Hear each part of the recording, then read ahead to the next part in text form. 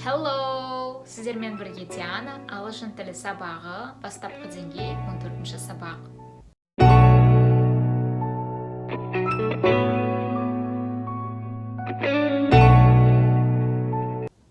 Достар, егер сіз каналға жазылмаған болсаңыздар, міндетті түрде жазылыңыздар. Өткен сабақта біз preposition of place, яғни белгілі бір жермен, мекен-жаймен қолданатын көмекші сөздерді қарастырған болатынбыз. Ал бүгін preposition of time, яғни уақытпен қолданатын көмекші сөздерді үйренеміз. Ең бірінші бізде in көмекші сөзін біз белгілі бір жылдармен қолданамыз. Мысалы, in 1995, 1995 жылы. Және де назар аударыңыздар, сіз жылды айтқан кезде оны екіге бөліп айтасыз. Мысалы, 1840 дейік. 1840, яғни 1840 деп бөлек айтуыңыз керек. Мысалы, 1996, 1996. Келесі in көмекші сөзін біз аймен қолданамыз. Мысалы, in May, in June, in September. Мысалы, my birthday is in May. Менің туған күнім мамыр айында. Келесі біз in көмекші сөзін таңертең, түсте, кешке деген жағдайда қолданамыз. In the morning, in the afternoon, in the evening. Мысалы, I have a meeting in the morning. Яғни meeting дегеніміз жиналыс немесе кездесу. Таңертең менің жиналысым бар.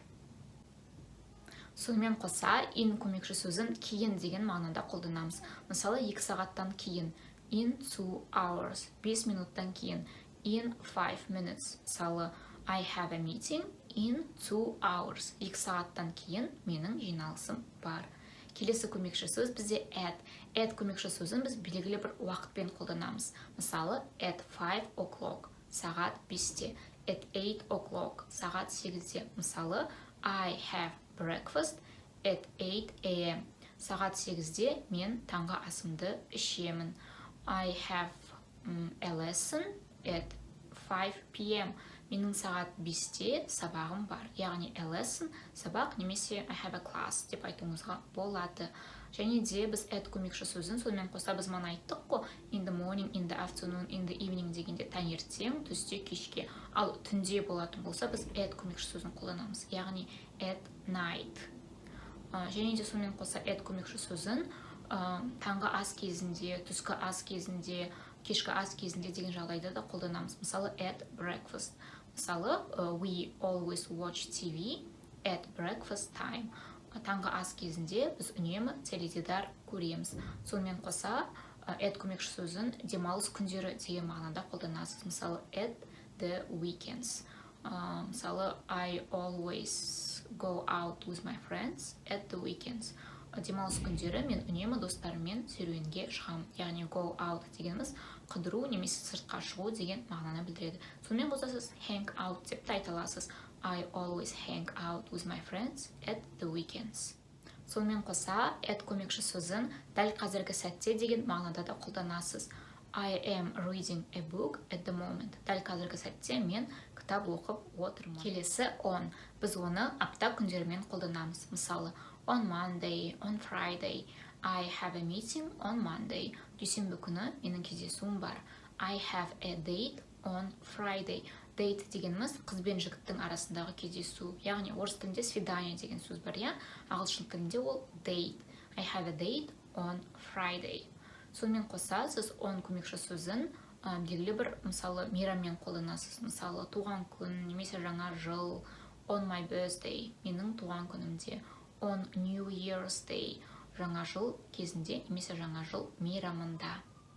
Сонымен қоса, біз in June, in May, яғни бір айлармен біз in көмекші сөзін қолданамыз едік. Ал егер сіз нақты қай күн екенін білетін болсаңыз, мысалы 22 мамыр, 25 ақпан, онда сіз on көмекші сөзін қолдануыңыз керек. Сонда on the 1st of December, яғни желтоқсан айының 1-і, немесе 1-ші желтоқсан.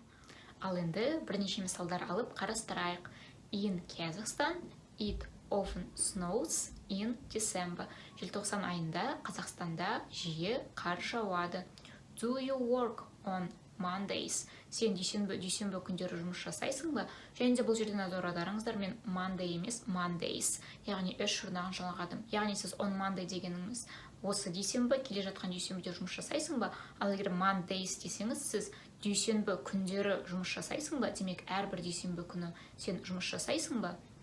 She is busy at the moment. Ол қазіргі сәтте қолы бос емес. Және де назар аударыңыздар, busy деген сөз қолы бос емес деген мағынаны білдіреді. I'm busy at the moment. Қазіргі сәтте менің қолым бос емес.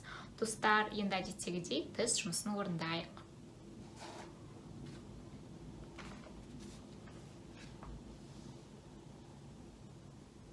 Біріншісі, менің жұма күні кездесуім бар. Яғни қыз бен жігіттің арасындағы кездесу, ол date сөзі, иә? Демек, сіз қандай көмекші сөз қолданасыз? I have a date on Friday.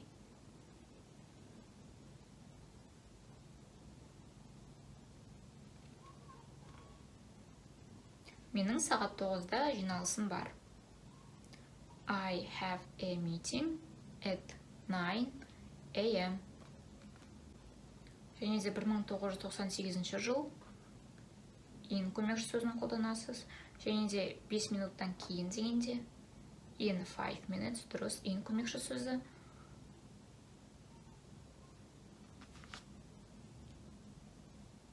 Және де менің туған күнімде on my birthday.